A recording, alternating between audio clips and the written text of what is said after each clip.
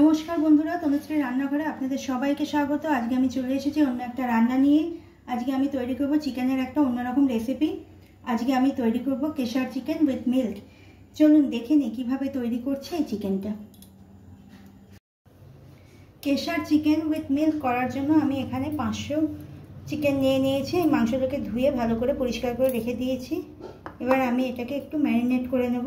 এর জন্য নিয়েছি নুন, স্বাদ মতো নুন নিয়েছি, চিনি, গোলমরিচের গুঁড়ো নিয়েছি একটুখানি, আর নিয়েছি আদা, রসুন আর লঙ্কা বাটা। আমি এখানে 1 ইঞ্চি আদা, 8 কোয়া রসুন আর 3টে লঙ্কা পেস্ট করে রেখেছি। এই সব কিছু দিয়ে আমি মেখে নেব মাংসটাকে।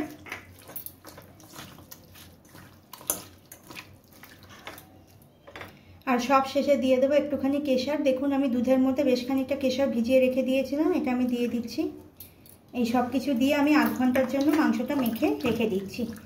ফিরে আসছি আধ ঘন্টা বাদে। ফিরে এলাম আধ ঘন্টা বাদে। এবার রান্নার জন্য আমার যে যে উপকরণগুলো লাগবে সেগুলো একটু দেখে নিই। লাগবে দুধ। আমি মেজারমেন্ট কাপের 1 কাপ দুধ নিয়েছি। দুটো মাঝারি সাইজের পেঁয়াজ, পেঁয়াজটাকে খুব মিহি করে কুচিয়ে নিয়েছি। স্বাদ মতো নুন, চিনি, একটু গোটা গরম মশলার একটা তেজপাতা নিয়ে নিয়েছি আমি। আর নিয়েছি আমন্ডের পেস্ট। আমি এখানে 10টা আমন্ড কিছুক্ষণ আগে ভিজিয়ে রেখেছিলাম, তারপর এটাকে মিক্সিতে দিয়ে ভালো করে পেস্ট করে রেখেছি। আর কিছুটা কেশর তো লাগবেই, কেশরটা আমি দুধে ভিজিয়ে রেখে দিয়েছি। আচ্ছা, মাংসটা কিন্তু আধ ঘন্টা থেকে 40 মিনিটের বেশি ফ্রিজে রাখবেন না, এইটুকু রাখলেই হবে। চলুন এবার রান্নায় চলে যাই।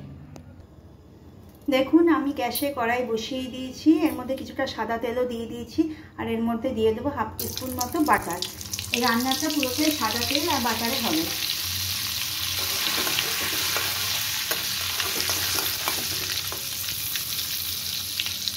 আপনারা চাইলে শুধু সাদা তেলেও করতে পারেন, আবার শুধু বাটারেও করতে পারেন। এর মধ্যে গোটা গরম মশলা, তেজপাতাটা দিয়ে দিচ্ছি। আমি গরম মশলাগুলো একটুখানি থেঁতো করে নিয়েছি। গরম মশলাটা একটু ভাজা হয়ে এসছে। এবার আমি এর মধ্যে পেঁয়াজ কুচিটা দিয়ে দেবো।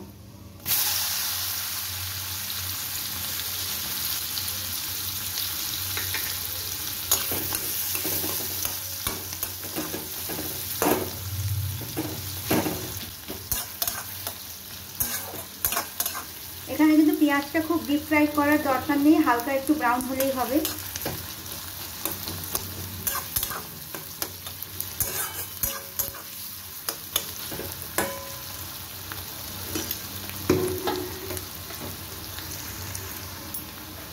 আমার পেঁয়াজটা মোটামুটি ভাজা হয়ে গেছে।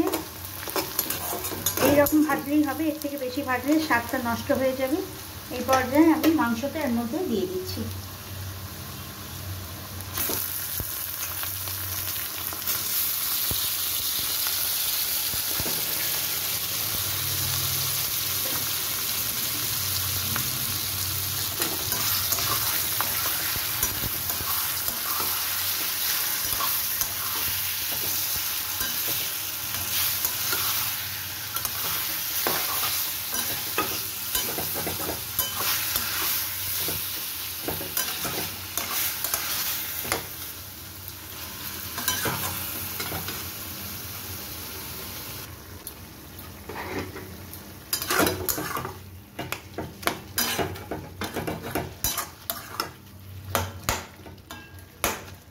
মাংসটা একটুখানি নাড়াচাড়া করে নিয়েছি। এবার আমি এর মধ্যে স্বাদ মতো নুন আর চিনিটা দিয়ে দিলাম।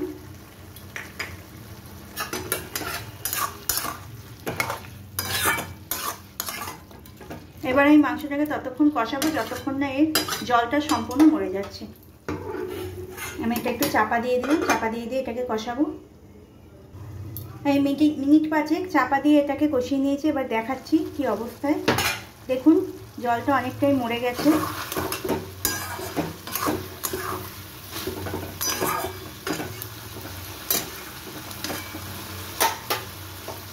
এই পর্যায়ে গ্যাসের ফ্লেমটাকে আমি একদম আস্তে করে দেবো, কারণ এখন দুধটা দেবো। দুধ দেওয়ার সময় কিন্তু গ্যাসের ফ্লেমটা বেশি জোরে রাখবেন না। এবার আমি আস্তে আস্তে দুধটা দিয়ে দিলাম। আর আমন্ডের যে পেস্টটা করেছিলাম সেটাও দিয়ে দিলাম।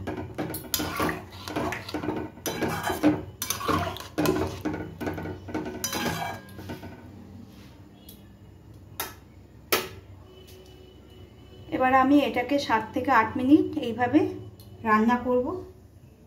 চাপা দিয়ে দিলাম আমি রান্নাটাকে। আমি মাঝে একবার খুলে দেখিয়ে দিই রান্নাটা কী পর্যায়ে রয়েছে। দেখুন মাংসটা সুন্দরভাবে ফুটছে। আমি এবার এর মধ্যে 2টো কাঁচা লঙ্কা ফাটিয়ে দিয়ে দিলাম, আর যে কেশরের দুধটা ভিজিয়ে রেখেছিলাম ওটাও দিয়ে দিলাম।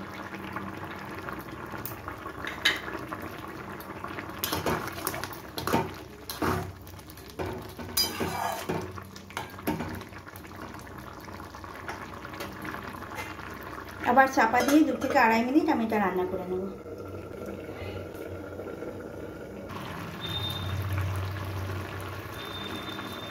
আমার রান্না প্রায় শেষের পথেই। আমি এর মধ্যে একটুখানি কেওড়ার জল আর একটু গোলাপ জল দিয়ে দেবো। দিয়ে দিলাম 2-3 ফোঁটা কেওড়ার জল,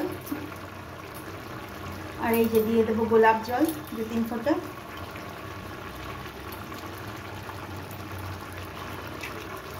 আর দিয়ে দেবো একটুখানি গরম মশলার গুঁড়ো।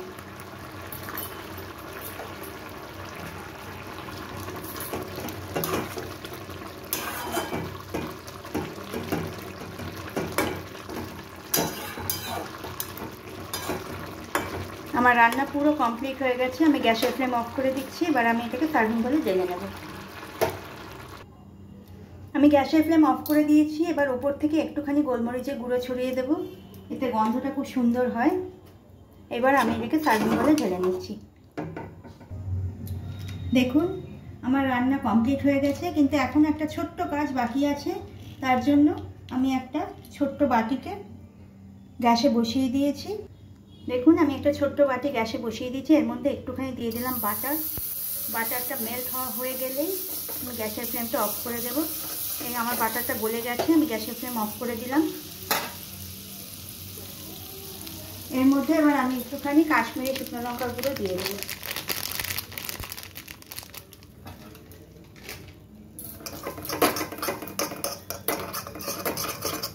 এইবার এই বাটারটাকে আমি চিকেনের উপর থেকে দিয়ে দেব। এতে স্বাদ এবং গন্ধ দুটোই খুব সুন্দর হবে।